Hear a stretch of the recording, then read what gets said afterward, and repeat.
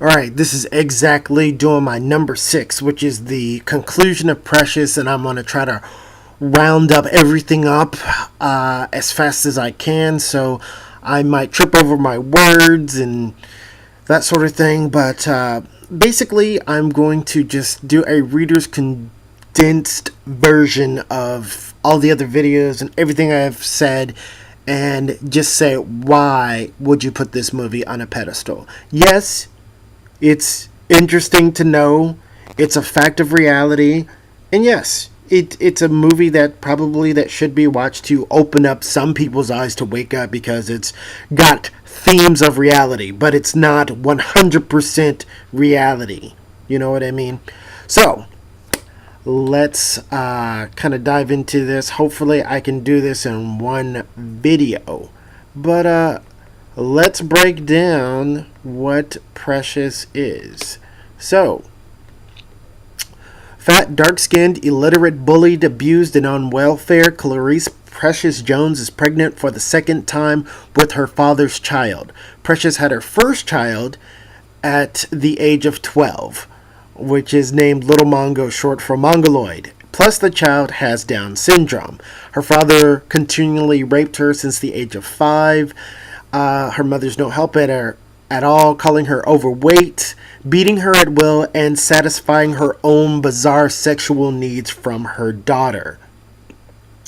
Long story short, after she gets kicked out of school, found by Mariah Carey, she goes to an alternative school where she is joined by a self-proclaimed miracle worker with a stripper name called Blue Rain.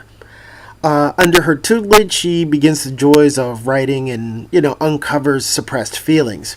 From there, she raises herself up to the 7th grade level, but we also find out that she is HIV positive and probably won't make it to the age of 25 or 30.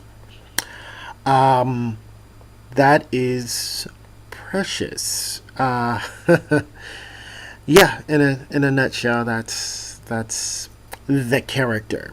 It's done by Ramona Lofton, aka Sapphire. She chose the name Sapphire because it dealt with a show basically from the 1930s called Kingfish and His Wife Sapphire.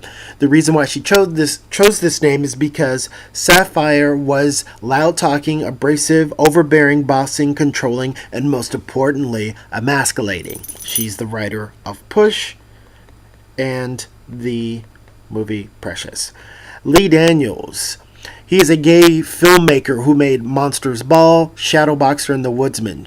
Monsters Ball has Holly Berry getting in a relationship and having sex with the man that executed her. Of course, that was his job.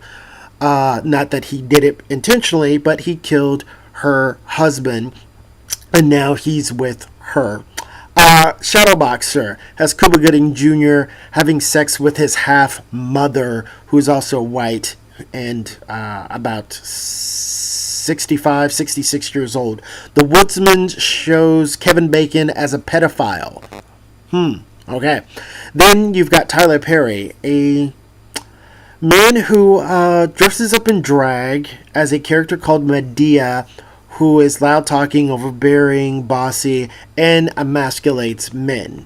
Also, we have Oprah Winfrey, who was born into poverty back in Mississippi. She actually had some issues of sexual abuse. She even got pregnant at the age of 14, but her son died shortly after birth. And it wasn't until she went to Nashville, Tennessee with her father, because her parents were divorced, he encouraged her education to be priority number 1. From there, she got into broadcasting, and we kind of know where Oprah is right now with her empire. Someday, Oprah plans to adopt 3 daughters and raise them alone. Despite having her 22 relationship with Stedman Graham, which she has also left out of the will, but she just wants to raise 3 girls by herself with no influence of a man. And foreign rights have been sold to England, France, Germany, Holland, Portugal, and Brazil for the rights for Precious. Phew. So that gives you the breakdown. And if you heard me talk and just take all of that in, you could just see the pattern that I'm going in. Boom, boom, boom, boom, boom, boom, boom, right? You see the dots that connect. You know what I mean? Who really cares about the imagery of the black woman? You know what I mean? The victimization of the black woman. Is it really these guys? I mean, are they just making money, off of your, sympathy? I mean, yes, it's really bad that this fictional character, not a real character, but fictional character, has gone through this. And I am not denying all the bad stuff that really happens. And I'm glad the movie is made. But here's the thing. I don't think a movie like this should be praised as a black movie that all black people should put above so many other movies. Do you know what I mean? It is not that deserving. It's a movie of awareness, but it's not a pillar of example of hope. It is not. 100% it is not. And there are things in this that even affected the actors. Let me talk about Monique and listen to what she says about, filming.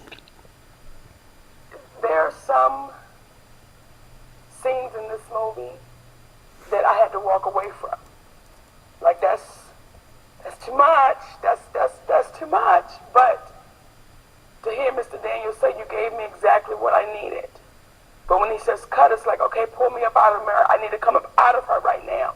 Because she's a little different. She's really mean, and she's evil, and she's cruel.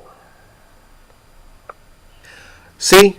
Really mean, evil. The things that I've been typing and talking about in all of my videos. I mean, black women, this is the imagery. You see this right here? This is what you want to praise. This is what you want to project out into the world that you want to uplift. You know what I mean? And I don't understand why anybody could get an Oscar for acting mean and evil. You know what I mean? I mean, there has been movies where it's been something like that, but usually the payoff is that that person comes around, there's some kind of redemption or whatever, thing like that. To me, the redemption should be the mother and Precious. They both need help. I mean, it is a disturbing film. And last but not least, I've been getting some private messages by some white people. Sometimes it's public, and they try to tell me about how true Precious is, and I'm full of shit because I say it's over the top for all the situations. Yeah, you can say that because you make, as far as your ethnicity, dozens and hundreds of positive movies. So do Asians, and even so do Mexicans right now. We, overall, and I feel it because I'm around more white people than some of my black friends and Asian people, and they think of every stereotype there is. Just because I enter a room, when they hear my voice, that shit completely changes, right? They look at me like Lenny Kravitz is looking at Precious right there. You know what I'm saying?